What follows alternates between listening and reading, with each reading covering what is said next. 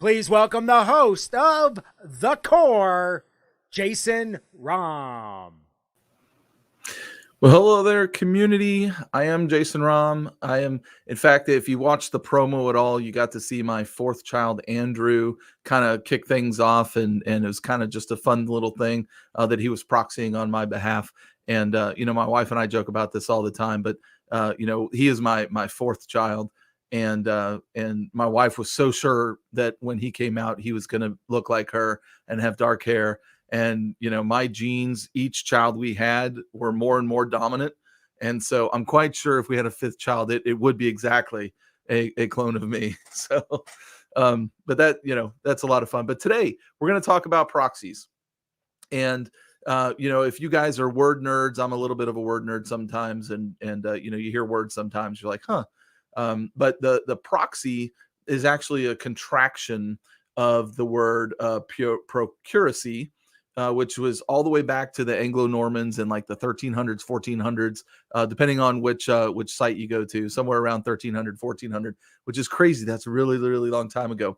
So even then they were a little bit lazy about words. It's like, man, that's a little too hard to say. We're going to shorten that down to proxy. But it goes all the way back to the early days of Latin and procurare, which is on behalf of and to care for, where pro is on behalf of and curare is to care for. So you're caring on the behalf of something, and so that gives a very clear idea of what the intent of a proxy is and what its functions are. And it doesn't have to be a technical proxy. In fact, I'm going to bring my guest on of the day, Mr. Kevin Stewart. Kevin, thank you so much for joining me today. I was on mute. Hey, how are you? I'm great. Thank you for joining. And for those who are just joining the DevCentral community, Kevin is Mr. DevCentral. If you talk about somebody who, in fact, I think your last name is spelled wrong. I think it should be Steward, because Kevin is an amazing steward of the DevCentral community. So really, really happy to have you here today. Thanks. So, we're talking about proxies today. And before we get into the technical proxies of F5 land, we can talk about just generically what are proxies. And Peter dropped in the comments, what is a proxy on DevCentral? We have a bunch of series, DevCentral Basics. What is a proxy is one of those. And so go check that out. Peter does a good job of covering some of the stuff that we're going to talk about today. And you can connect with Kevin on LinkedIn. Go check him out there. But in your day-to-day, what's a very common proxy for your life? Oh, for my life? Yeah. My wife, usually, she proxies a lot of the activities for the kids when I'm down here in the basement working. So, yeah. Yeah. I was going to say, being a parent, right? We make a lot of decisions for our kids, all kinds of different things. You think politically, the press secretary, whoever the press secretary is for whatever president, standing up there and speaking on behalf of the president, and that is not not an easy job. And if you akin that to some of the things that we're going to talk about, and the barrage of stuff that hits the proxy, that it's like, I don't want to deal with that. As the president's like, you take care of my light work, you take care of all that stuff and all that. But another thing that I looked up, and it's like when I was preparing for the show, is the idea of climate proxies. And so the data from things like tree rings and ice cores and coral that are speaking on the behalf of eras past, where you're just like, okay, what was going on in those years? And if like tree rings are really close together, you're like, okay, well, there wasn't a whole lot of growth. So maybe, there was a little bit of drought. There wasn't, much rain happening and all that kind of stuff. So it's pretty cool. Chris, hello. Welcome to the show. All right. So, with the pleasantries aside, let's get into the really nitty gritty of why we care about proxies. So we can kind of go through some of these conceptually, and then we can talk about use cases. So the half proxy, where did the half proxy come into play? Half proxies have been around probably longer than full proxies. I think a half proxy is just something that sort of works at just a portion of the OSI stack, right? Yeah, totally. The I have a funny story about a half proxy. Yeah. When I first started, I left the government. I went to private sector, and I was hired for my experience with F5 and in the big IP, because we were gonna do a roll in of actually it wasn't, we hadn't defined that we were going to go with F5 directly yet, but we had a bake off of different ones. But anyway, we ended up selecting F5, and in that environment we used Cisco Local Director, which was totally a half proxy. All it did was kind of basic port switching. And what I didn't know when we did the rollout, because we were fairly siloed organizationally, and so there wasn't a whole lot of chatter between groups, but the network team controlled the local director, but the application team controlled the servers, and the servers had highly customized TCP stacks on them, which was not a problem for the half proxy, because all the local director did was port switching. And so, however, when we put a full proxy in the middle of that, then the F5 was handling the client relationship, and because it was not highly customized, that changed the behavior a lot. And so we ended up having to roll that back and understand that relationship a little bit better to customize our TCP stacks on the big IP. And so anyway, that was kind of my introduction into really understanding the differences between half proxy and full proxy. So let's talk about full proxy. What is a full proxy? Well, so the important thing to understand about a proxy, right, as you have mentioned it before, is it really embodies that concept of on behalf of, right? So it's something doing something on behalf of someone else, right? And you have different types of proxies, as you've mentioned. And what a full proxy is essentially doing is acting on behalf of another with respect to the full OSI stack, right? So if you think about OSI, go back to your networking days, go back to your TCP, IP fundamentals. The OSI stack is level 1, layer 1 all the way through layer 7, the application. But from a proxy perspective, it's 1 through 7, and then 7 through 1, right? So you're literally doing something on behalf of somebody else. You're creating a TCP connection on behalf of somebody else. You're answering an HTTP or generating an HTTP request on behalf of somebody else. So yeah, totally. So what are some of the implications of that in client to server traffic? Like what are some of the things that you maybe wouldn't think about that you need to think about? That's a great question, right? And so, it's an interesting technology, and it's been around for a long time. And I think most people, when you think of proxies, you think of like web proxies, squids and things like that, something that sits in front of your application stack to do reverse proxy. But there's all kinds of proxies. Again, as you've mentioned, there's reverse proxies and forward proxies. There's SSL proxies, there's certificate proxies, and all sorts of things that you can do. And they all basically work at different layers of that OSI stack, right? So to answer your question, there's always an implication of how that application is going to behave.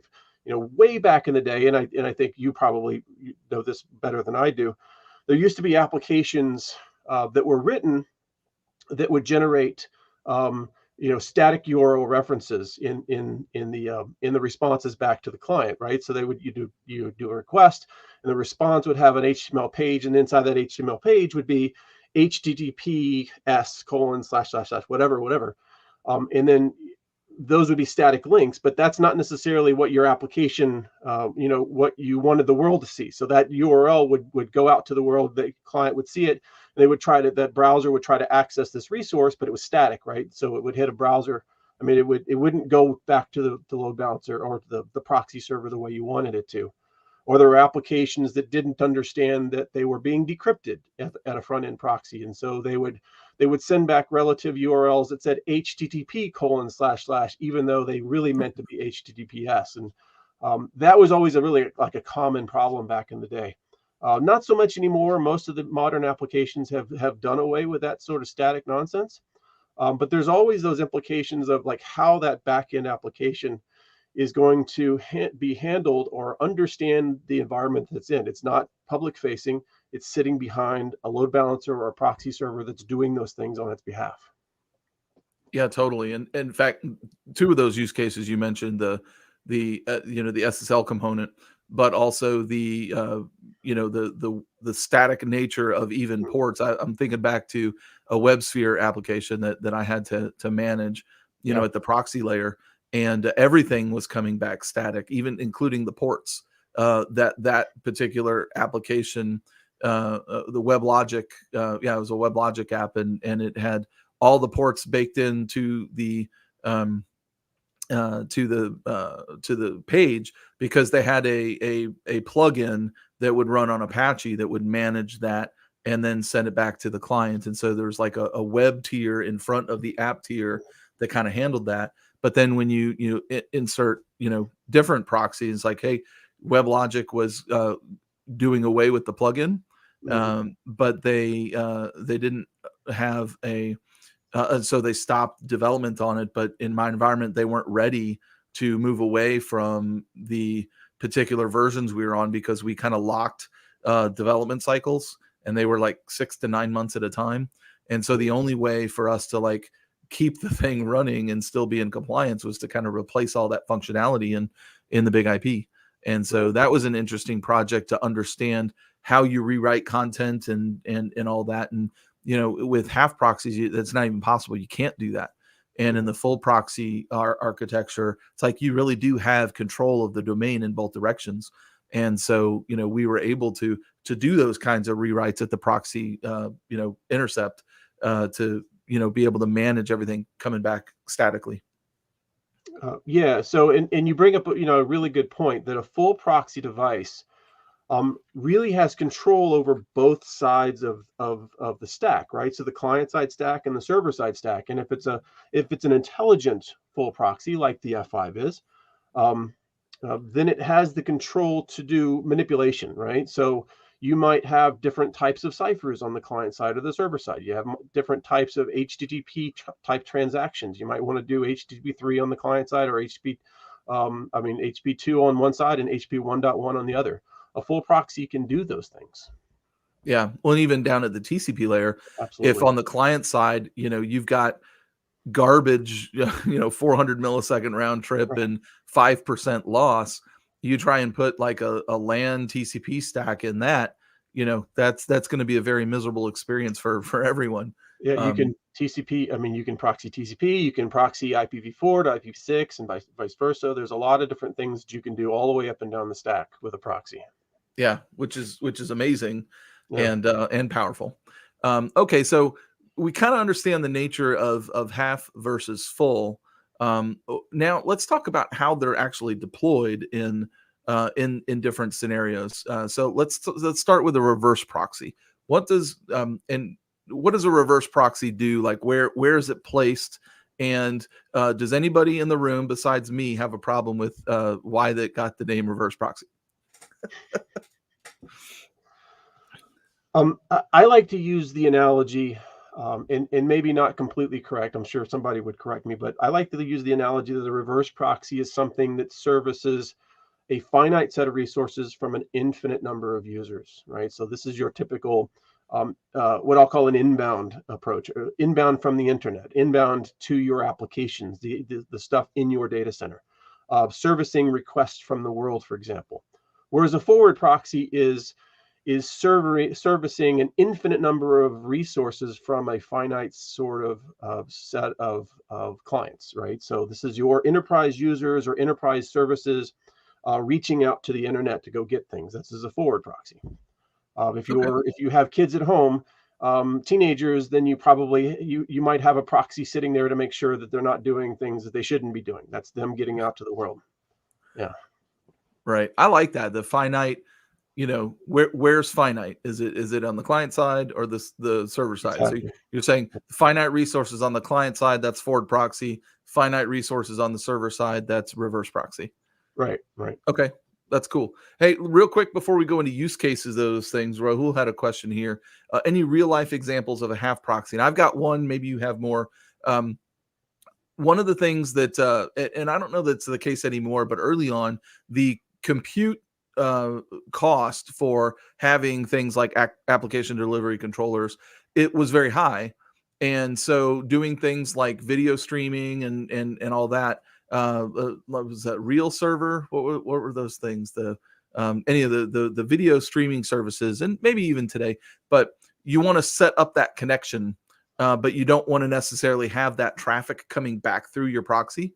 And so you can send with Half Proxy, you can send the request into your proxy layer, and then it goes back to your client, your servers, but then there's a direct path from your servers back to your clients. And so it is used to do connection setup, but it really isn't carrying that traffic back through the proxy. And so that's one real life example of using Half Proxies for that. I don't know if you have additional ones. Yeah. So these days I spend a lot of my time on the forward proxy space, and specifically SSL forward proxy and SSL orchestrator technologies, SSL visibility stuff. And so we do have competitors in the space that do run half proxies. And if you think about it, a half proxy is basically something that runs at a portion of the OSI stack, right? So this vendor would work up to like layer 4 TCP, right? And so they'll proxy, the TCP stack, but just sort of do manipulation of the layer 6, the SSL, the certificate stuff, but not really completely control of that. And so they would run into issues where, they require the client and server to negotiate a cipher, and they kind of have to just, work in the middle. And if the ciphers don't work with something they have, then they break. And so there's obviously limitations when you're not in complete control of the stack, right? Yeah. Yeah. Yeah. And I don't know about everybody, but when I am on a project, it really bothers me if I'm not in full control of that. And, in life, that's true. It's like we're rarely in control of anything. And so, but just my nature, it's like once I have a project, I really just want to own it so that I have full visibility, so that at the end of the day, if it fails, it's on me, because I was responsible and I dropped the ball, which happens, but I do like to be in control. All right, so we have understanding of reverse and forward, but there's a layer of services available at all proxies. It really depends on what you need where.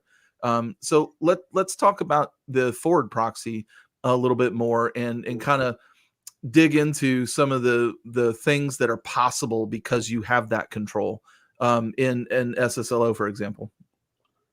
Yeah, great. So again, a forward proxy is typically defined as, and again, this is my terminology, but a finite set of resources trying to access an infinite set of resources. This is generally your user base, your users inside of your environment, trying to get out to the internet. And during the pandemic, we actually saw where people were working from home but still doing VPN or some sort of remote access back into their enterprise. The forward proxy didn't go away. In fact, it actually amplified, because these users sitting at home on their personal assets were VPNing into the environment and then going out to the internet from there. And so you still needed to do break and inspect and malware detection and all sorts of things on the way out. So what a forward proxy, of course, does is it controls the TCP stack, or the 1 through 7, 7 through 1, on the way out to the internet. Where this differs from, the traditional reverse proxy, when you're talking about application control and load balancing and things like that, is that for one, you're not really load balancing for the forward proxy. You're not load balancing the internet like you would in a reverse proxy. But there's also the aspect of certificates, right? If I'm going to an HTTPS site in a reverse proxy, it's understood that I have the keys, right? I have the certificate and the private key sitting there to terminate the SSL.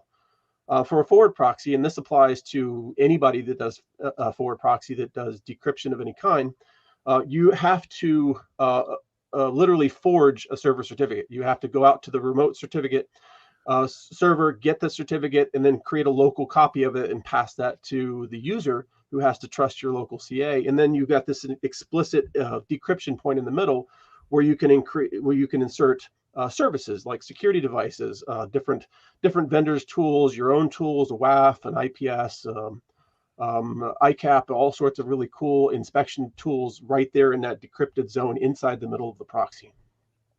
It's like socially acceptable, or at least corporate acceptable, man in the middle attack, right? It is, and that's also a really good point, right? So if you're talking about a forward proxy for like with a half proxy, there's going to be situations where that's not going to work, right? If the client is trying to do TLS 1.3 to some site out on the internet, a Cloudflare, for example, and that half proxy doesn't specifically support that protocol, then that's just flat out going to break, right? But in an SSL orchestrator, because it's a full proxy all the way up the stack, then even in the weirdest case that we didn't support the ciphers or the protocol or whatever, we are at the very least going to negotiate something on the client side that's amenable to both parties, and then potentially something else on the server side. But there's almost no situation where the SSL orchestrator is going to break because of cipher mismatch or protocol mismatch or something like that, right? Because we own both sides of the stack. Right. Yeah. Yeah, totally. Okay. All right. So, we kind of covered reverse and forward. There's a couple from history or whatever, like the explicit proxy, forcing proxy, and there's still things today. But when I think about those, it's like there's nothing magical about them. But back in the day when I was in a corporate environment, it's like your browser had you had to configure the SOX proxy and the web proxy and the SSL proxy, and you put in an IP address and your port, and then so your browser would send a request to that proxy, and then it would then act on your behalf to go out to the web. So that's kind of that forcing or explicit proxy, to where most corporations would have, you could not from your desktops send traffic because they would block that at the firewall.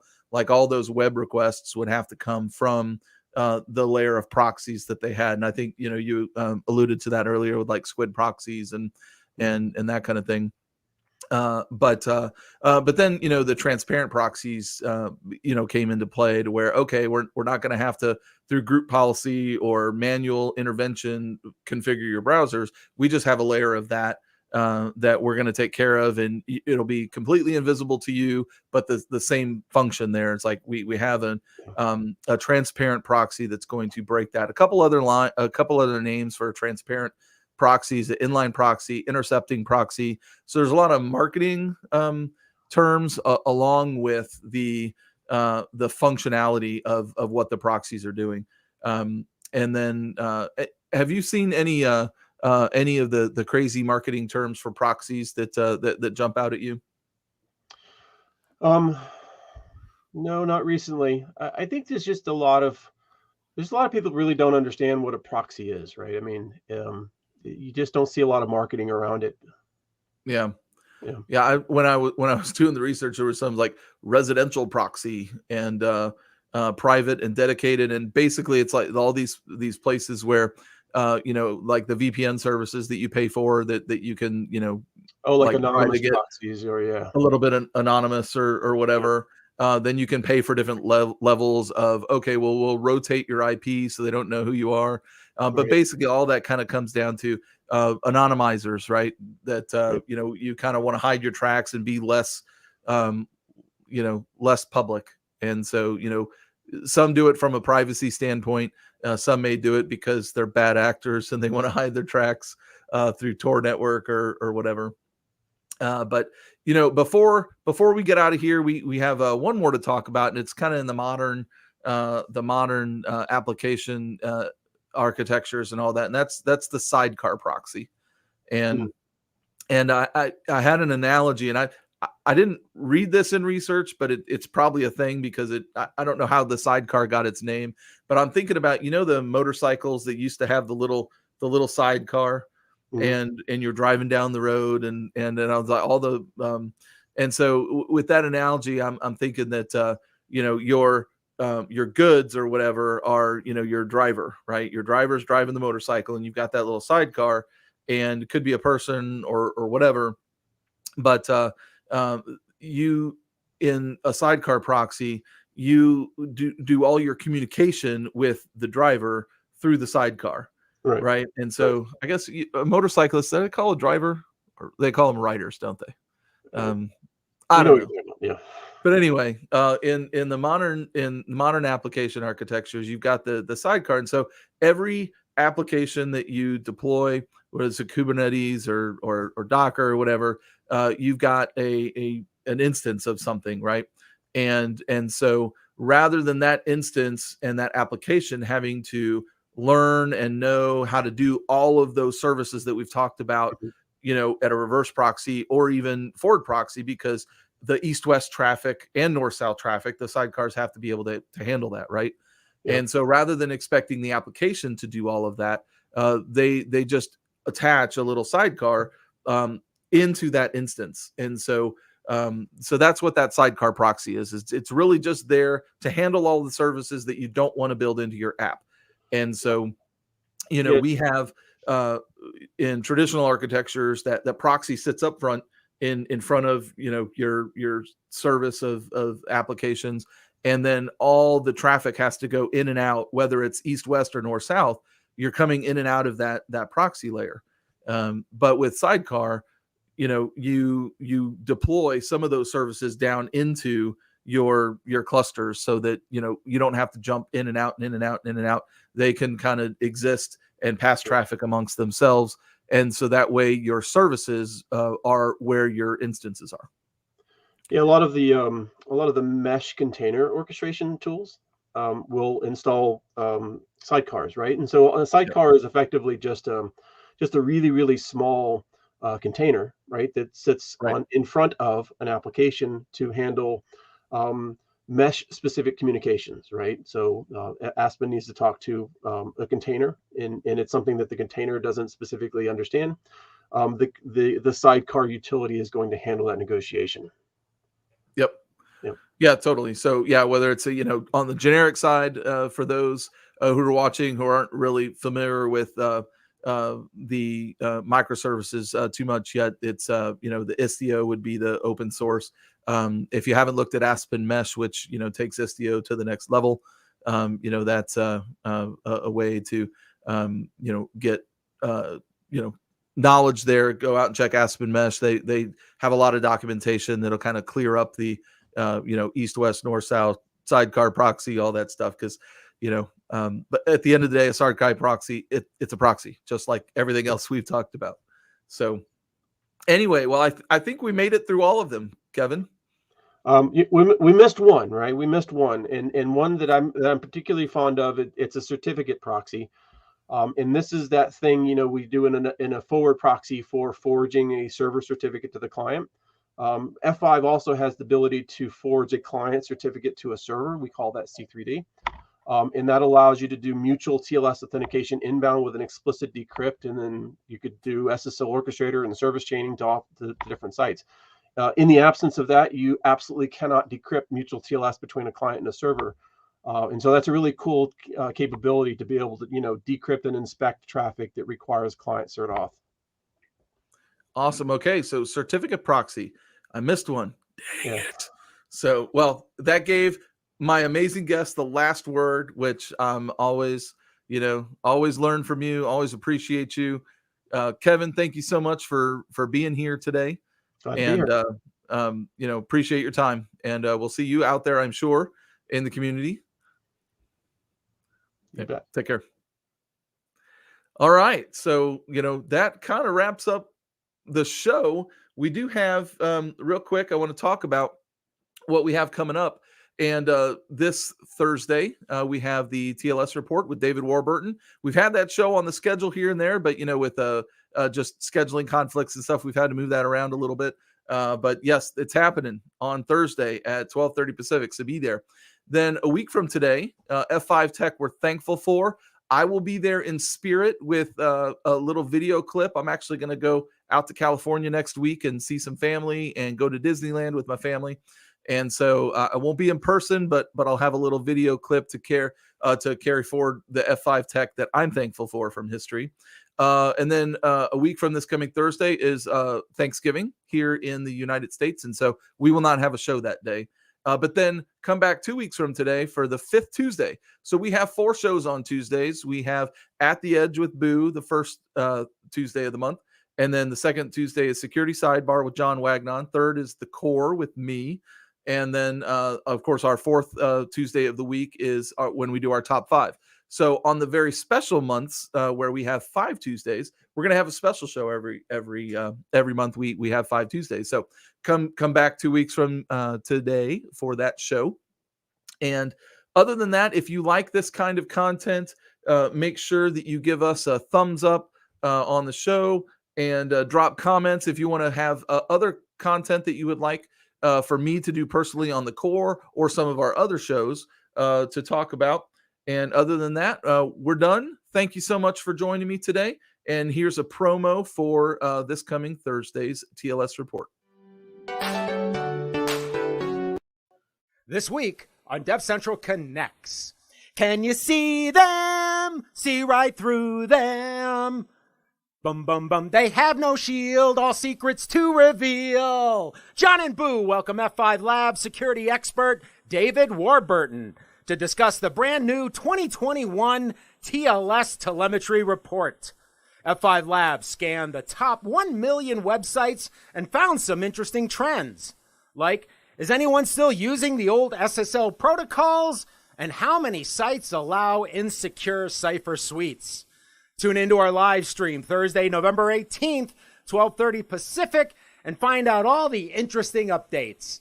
The link in the description sets your reminder. DevCentral Connects is live every Thursday, 12:30 Pacific. Our apps are sealed. Our apps are sealed.